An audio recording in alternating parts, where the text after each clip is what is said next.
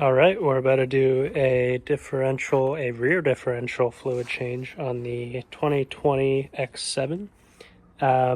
Pretty much in terms of tools, I just have this cheap pump in, pump out system. There's a 14 millimeter hex socket, my socket wrench. I just like to have a couple extra drain bolts just in case.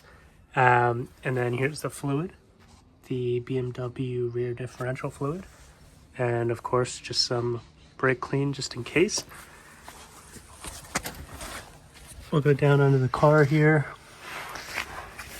There's the differential, and there's that drain plug that's pretty easy to see, just that one right there. And we're gonna suction out all the old fluid and put the new fluid in, and I'll see how much fluid we need, but the capacity is 1 liter. I got a little extra just in case, so I got an extra 500 milliliters, but we'll see if we need it. All right, see you in a bit. All right, I'm hoping this will capture it, but just to show you the color of the fluid that's coming out. It's pretty dark. This car has 42,000 miles on it, so it'll be nice to get some fresh differential fluid in there. Oh yeah, very dark. I can't wait to see what the front looks like. I'm sure it'll be much worse. So glad we're doing this preventatively. And let's check back in when some new fluid goes in. I'll show you the color of the new fluid. Right, so I realized it's going to be hard to show the color of the fluid because I don't have a clear tube. It's going to be a little hard to show that going in, but this is the new 70W30 differential fluid, and I poured some in the cap here just to show you on a white background.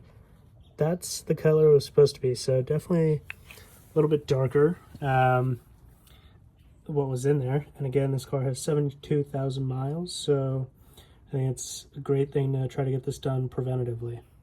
And it's pretty easy. The car is not on jack stands. I just set the air suspension to the highest setting and then turned it off, and I have plenty of room to crawl in. So here we go.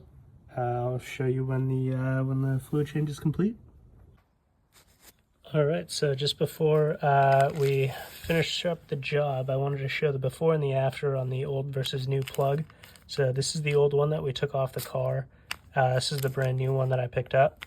As you can see, quite a bit of crud on this old one. So I think at the very least, you should probably clean it off before you put it back on. I'm a fan of not reusing bolts, just because it's pretty cheap. It's cheap insurance for no new leaks or anything to account for. So yeah, I think at least try and clean this off. Otherwise, yeah, just pick up a new bolt. All right, so I filled it with the new fluid until it started dripping out. I'm just wiping it off with a little brake clean and a shop towel. And the torque spec for that drain bolt is 60 Newton meters and 44 foot-pounds of torque. So I'm gonna tighten it down here, and then we'll be done with the rear differential fluid flush. Okay, I'm going to be honest, I just did the front differential fluid change and my flashlight ran out of battery and it's gotten pretty dark. So I didn't record any of it, but essentially, here we go. It's going to be this G2 fluid, that's the BMW front differential fluid. All I had to take out was this transmission skid plate. This is the aluminum one underneath the car. So the front plastic and the rear plastic under trays are still on there. Honestly, I just figured I would save some time just only taking this one out. I've seen a lot of DIYs take the rear one out as well. But since I'm doing the front differential, rear differential, and transfer case fluid change today, I'm going to end up taking that rear one out anyways. But if you're just doing the front differential fluid, I would highly recommend just take this aluminum tray out. You'll just have I believe 3 or 4 8mm screws on where it connects to the rear plastic tray, and just a bunch of 16 millimeter huge bolts to take out. And the trick here is there are two middle ones. I think those are the ones that are covered by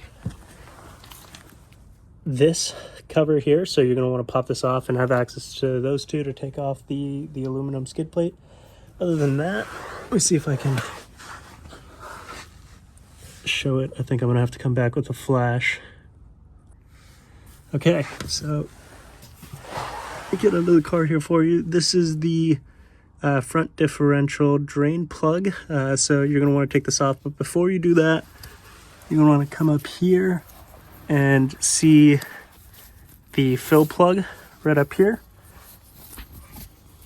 It's right there. There we go. Honestly, I opted to not take off any other skid plates or anything. I went in through kind of close to the front wheel here. This is, there's a little bit of an access point, so I'll show my hand going through here. I am a smaller guy, so I was able to fit my hand through here, and I was able to take this fill plug off. Obviously, you're going to want to take this off first before anything, so that you'll be able to fill it in case anything happens. But I'll show you the tools that I use. So essentially, everyone else buys a certain tool, I believe, but I already had a 14 millimeter hex, so I used this and a 14 millimeter wrench. Granted, I think this is a 9/16, but same thing. So I just put that one over here, and I was able to crank it off to get the fill plug off. And yeah, pretty simple.